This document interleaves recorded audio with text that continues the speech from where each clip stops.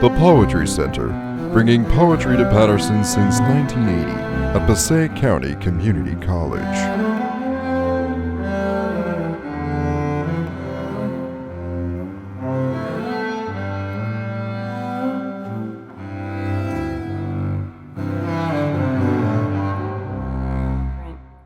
I also want to acknowledge my predecessor, Maria Mazziotta Gillan, whose vision and leadership shaped the Poetry Center for decades. And with a heavy heart, I want to recognize Dr. Steve Rose, the late president of Passaic County Community College. His belief in the importance of the arts and his unwavering support of this institution continue to guide us, even in his absence. We hold his memory with deep gratitude. I also want to extend my thanks to Dr. Jacqueline Kanivi, our current president, for continued leadership and support. A special thank you to Cynthia Pagan, who organizes our readings and workshops and keeps the Poetry Center running with remarkable dedication. Her behind the scenes work is the reason we are able to gather like this. Today, we are honored to welcome Jim Reese. Jim is an associate professor of English and director of the Great Plains Writers Tour at Mount Marty University in Yankton, South Dakota. For 14 years, he served in the residency for the National Endowment for the Arts Interagency Initiative with the Federal Bureau of Prisons, where he founded Yankton Federal Prison Camp's first creative writing and publishing workshop. He is the author of 8 books, including Bone Chalk, Dancing Room Only, Coming to a Neighborhood Near You. His writing and public service has earned him numerous awards. So let's welcome James Reese. Thank you so much. Thank you for the kind introduction, and I'm just so glad to be back here at the Poetry Center, whether virtually. And I wanted to just, read here for about 20 minutes or so, and some new poems from a book that was released in 2024 and was a finalist for the, I think, Patterson Book Prize. Is that what it's called, Maria? Yeah, Patterson Poetry Book Award. The Patterson Poetry Book Award, and I was a finalist for that. And this is new and selected poems. But I thought I'd start at the beginning. These were some poems when I first met Maria, and she encouraged me to keep writing about these characters. This is called Tenpenny High. Friday nights at Vernon's place, Felice, feeling loose, unbuttoning clothes. We chisel ice for our drinks out of an old plastic ice cream tub, long gone of vanilla and chocolate swirl. The summer heat is unbearable. Ice picks and iron fans, humidity and cling. Sitting on one of the kitchen's mismatched chairs, Felice spreads her legs wide and begins icing her cleavage and lips. Vernon turns on the record player, starts spinning 45s. Felice grabs us, one after another, and leads us in dance. I got songs to bring it up and songs to take it down, Vernon hollers. And don't be taking advantage of my wife, you hear? Before long, Vernon drifts off, somewhere else, sometimes physically, looking for what he calls his 10-penny high. Some sugars right through that bedroom door, Felice whispers, tonguing in ear. That's our cue to leave. We all think about it on the way home. Some of us talk about it. Some of us joke about it. Some of us, sitting in the back seat, don't say a word. Mm-hmm.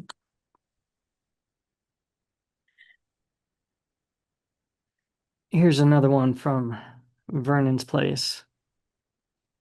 707 Florence Boulevard is where we used to go buy beer back in high school. Just went to the corner liquor store until Vernon got smart and made us pick him up at his apartment. We always had to have an extra $5 for his fifth a skull. And the apartment, with its flaking light blue walls, smelled like a sweaty ass. We wouldn't sit on the couch, but sometimes passed out on it. We stayed, always too long. There was no art on the walls, just his daughter's honor roll certificates in the corner and a turntable spinning 45s. We ate gizzards there. We drank and sang, and we danced with Vernon's wife until she talked dirty to us. The night she asked Chuck to feel her up and he didn't. The night she stabbed Vernon in the stomach because he couldn't get it up was the last time we bought beer on a regular basis. Hmm. So there's a couple from back home in Omaha. Let's talk about my mother-in-law. I remember when I first started writing, jotting down some notes. I married into a farm family, and my mother-in-law, I just learned so much from her, and she taught me a lot, and she also we would joke with each other, and so started writing some poems about her, and this was one of the first ones that I wrote. It's called "The Keeper of All Things Whole and Necessary." Puts leftover food in little plastic baby food containers and yogurt cups she has saved. Will leave half a chicken wing for someone else to eat. She wraps up and refrigerates one slice of bacon. Puts lemon juice on half an apple so it won't turn brown. She washes and saves straws with holes and plastic silverware with broken tines. Has a drawer full of mustard, barbecue, and soy sauce packages from takeout restaurants. Cuts coupons, cuts up and collects newspaper articles if she knows someone in the article or knows someone who knows the person in the article. She gives me play-by-plays of garage sales and auctions, saves fresh scraps for stray cats and bones for the dog, saves for Jesus and saves for you. She picks green tomatoes before the first winter freeze, wraps them in tissue paper, and serves them for Thanksgiving dinner. Balances soap dispensers upside down like others do with ketchup bottles, and eventually combines them in one. She has a room full of old jeans in case her husband's overalls need patching or her son-in-law's crotch blows out. She makes pie crust from hog lard, has full canning jars from the 80s, and unidentifiable things older than dirt in her deep freeze. Once, I saw her pull a tarp for a pickup bed out from underneath her dresser. I've been holding on to this, I don't know how long. If you need something, a blowtorch, nunchucks, twist ties, marbles, propane, a chandelier, suspenders, a curtain rod, spare tire, a putter, basin wrench, bell bottoms, a bowling ball, anything, she's your woman.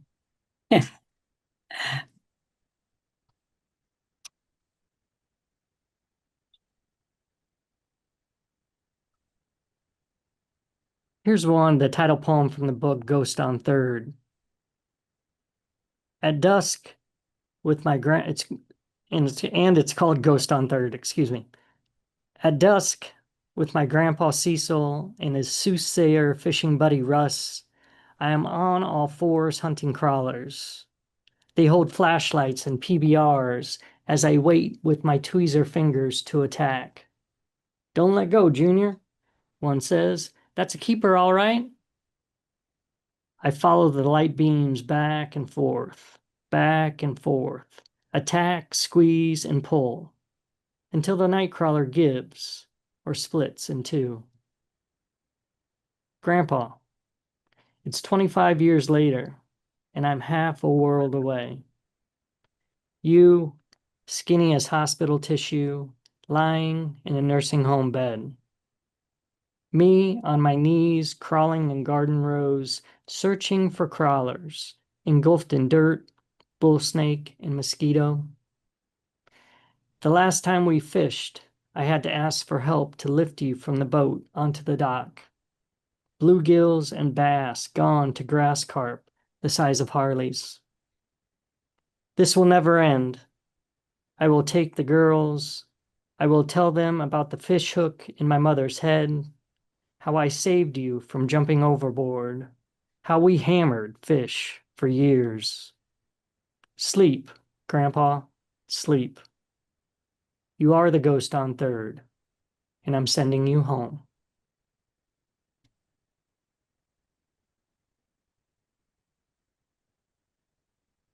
So early on too, like I mentioned earlier in our workshop, I'm always writing about my family and my daughters. And so this is an early father worrying about his daughter riding her bike around the block by herself.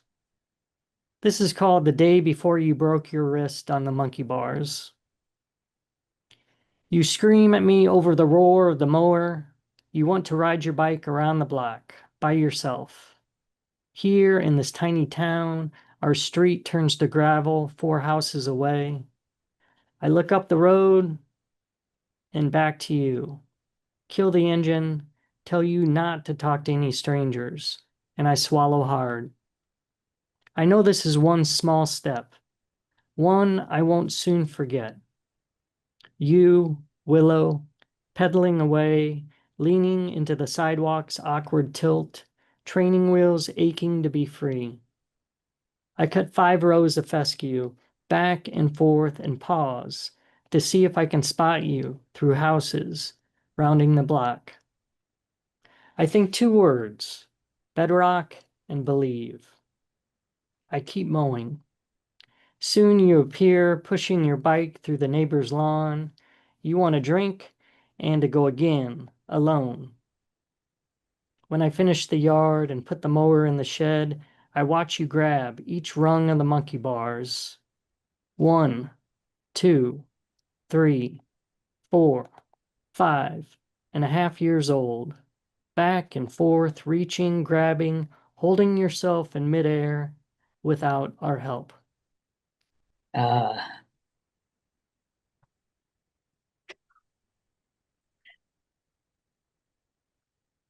So we were talking earlier about plexiglass, and I wanted to share this with you. This is one of the first eye-opening experiences I had working in prisons.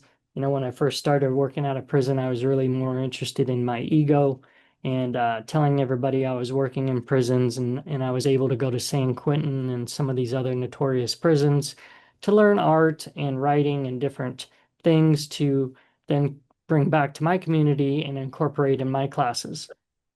And one of the prisons I worked at here for so long is probably the top 10 cushiest prison in the nation. And it's a federal prison camp. And they have a track. It's about a 1/4 mile track. And I would have my students go out on the track and I would tell them to find 3 to 5 things that are new to them that they've never seen before. And of course, the guys would say, there's nothing new here. This is prison. And when we would do these walks, different stories would come up and different things would happen. And I reflected on a lot of those walks. This is called sunshine, handcuffs, plexiglass, scars. See these flowers? A student says they're closed at night, and in the morning they open. They stay open most of the day. I don't know what they're called. I had these same flowers by my front steps. The stems feel plastic, almost fake. They break easily. We're not supposed to touch them here. And one of the prisons they had me at, I could step into a corner of my cell and get a sliver of sunlight. It would hit me right here. He cranes his neck and closes his eyes, right here on my face for about a half an hour. That was the only sunlight I'd see. It's mental deprivation. It works.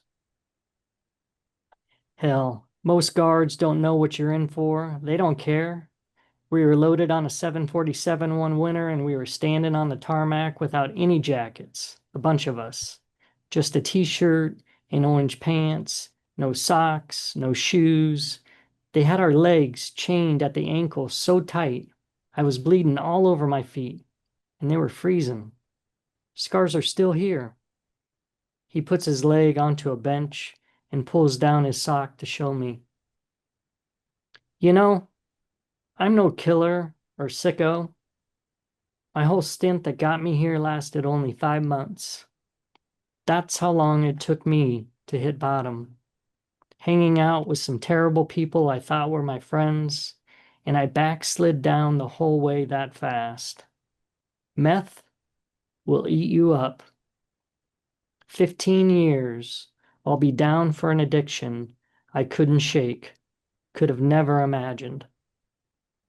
And when my daughter used to come visit me, I'd be behind those glass partitions. She'd tell me, "Daddy, roll down this window." I'd say, "I can't, honey." She'd ask, "When are you going to come home?" "Soon," I'd tell her. Now she wants to know the date. To who? She'll be graduated by then. To who? I'm going to turn my phone off now. Just to confirm, you want to. Okay, I won't. Sorry about that.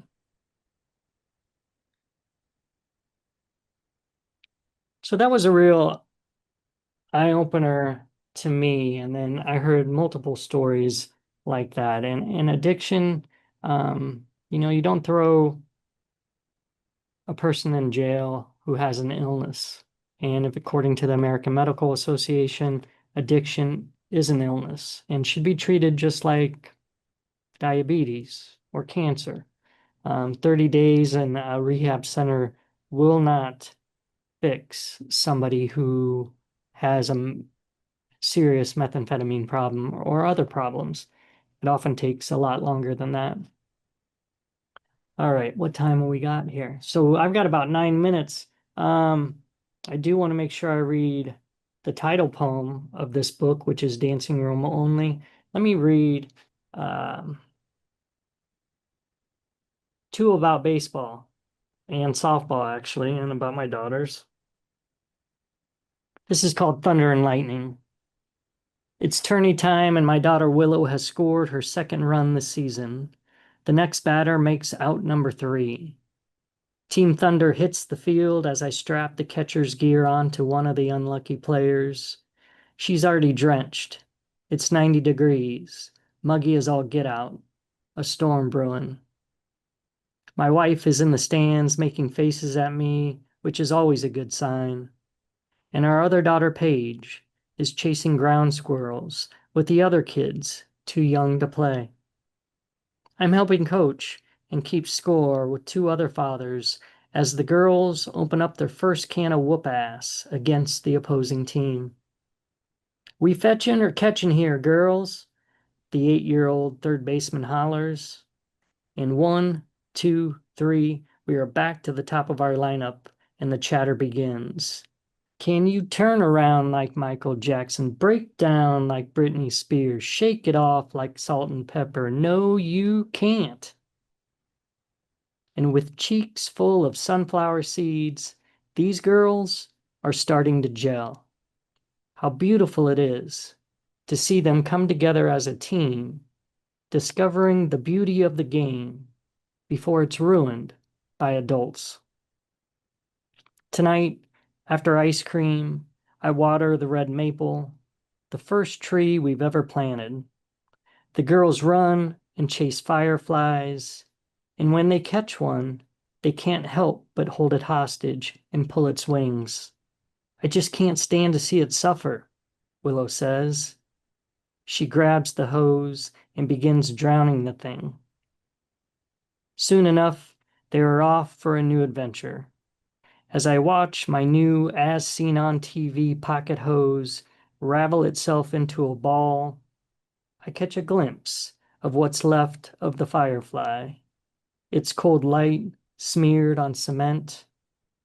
And I hear, on this particularly quiet night, the flurry of small wings ascending.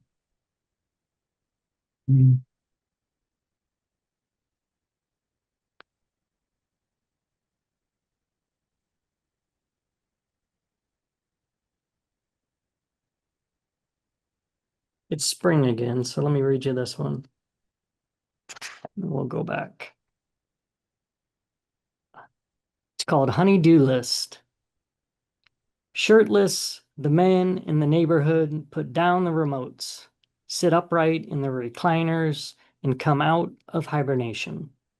It's time to wage war against noxious weeds in the yard, drag dead branches and trash cans full of God knows what to the curb, think about initiating workout routines, stroll around the perimeters of the house, inventorying all their stuff, and remembering those honey-do lists.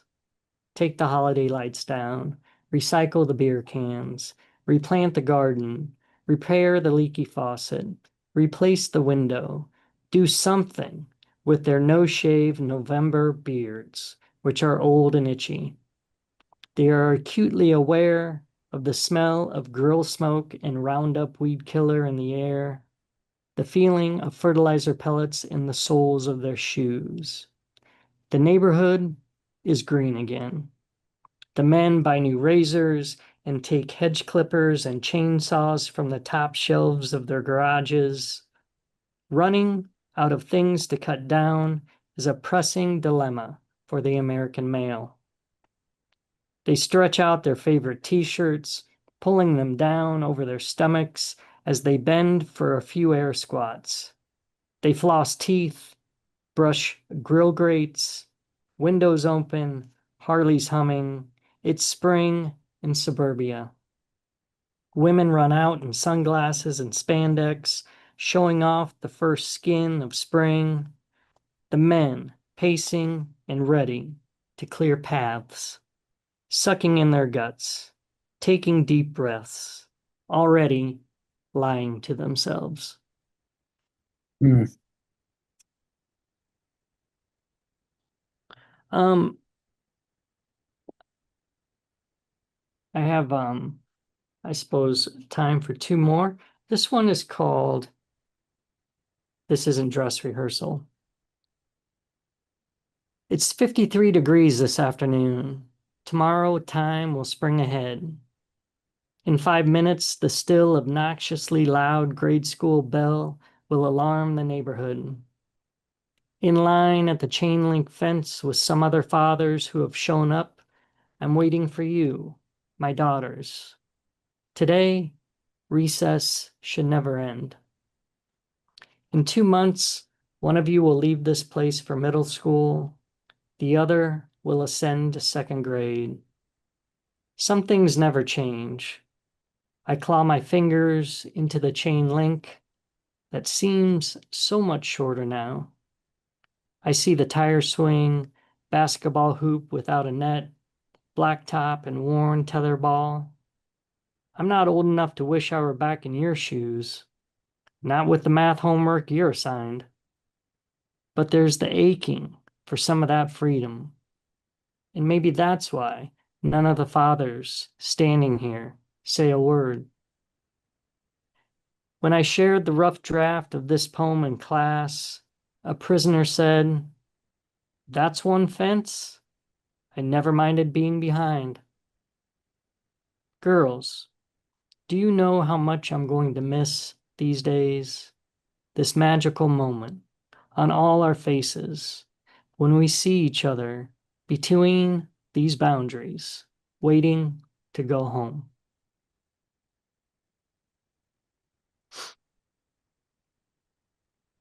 And I wanted to end with this poem.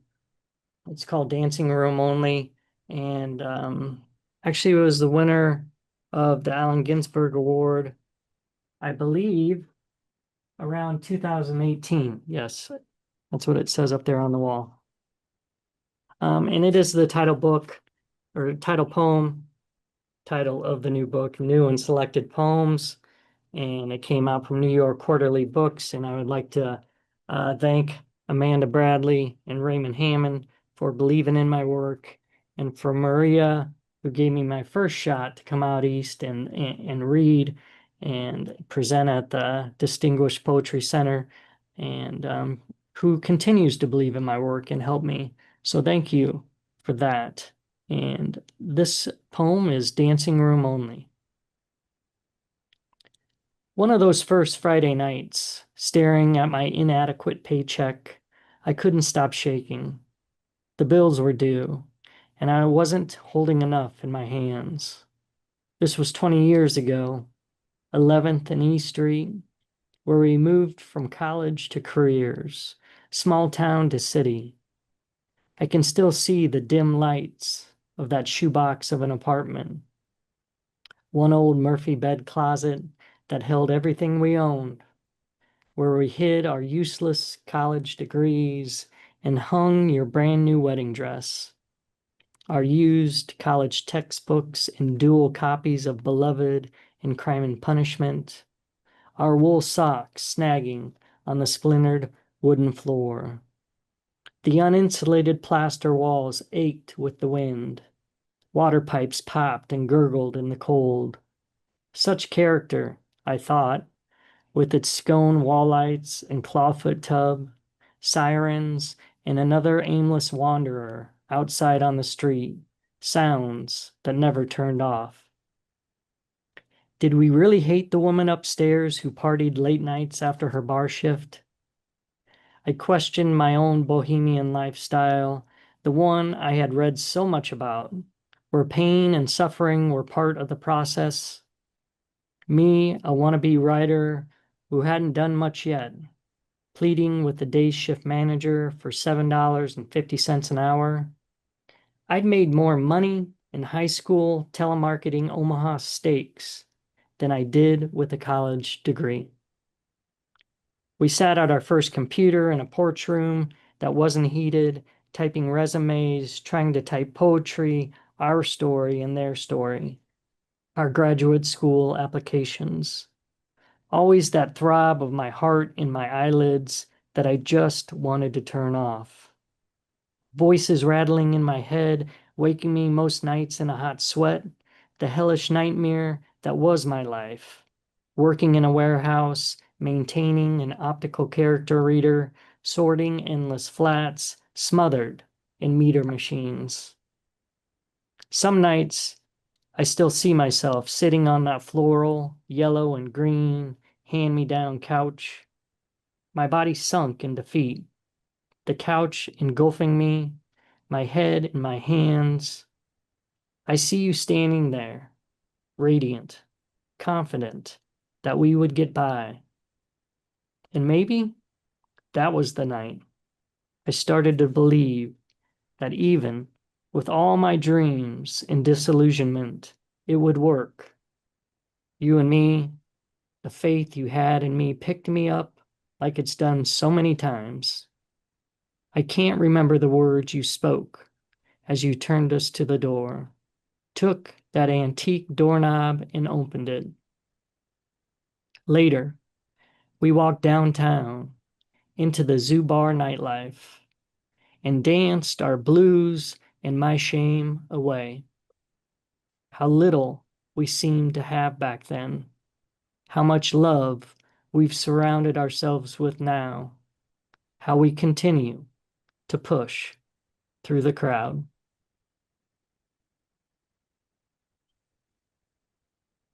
All right. Well, thank you very much for hanging around and listening. And I see, thank you, Christine. Thanks for the hearts and claps and all this kind stuff. If anybody has any questions, I'm happy to answer them.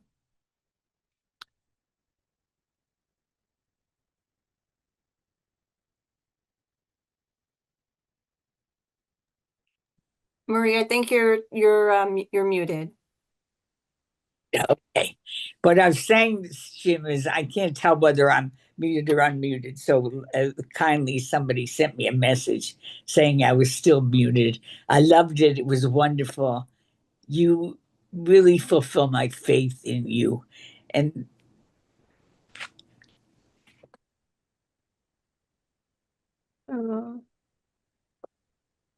Maria. sorry, Jim. Oh, Maria. You made me cry, I have to say. And I'm so proud of you. You're wonderful. Let's give him a round of applause if we're unmuted. Thanks. That was wonderful, Jim. Thank you, I Maria. love the way that you take a risk. And it's something so few people do. And it's such a wonderful thing to be able to do. Thanks.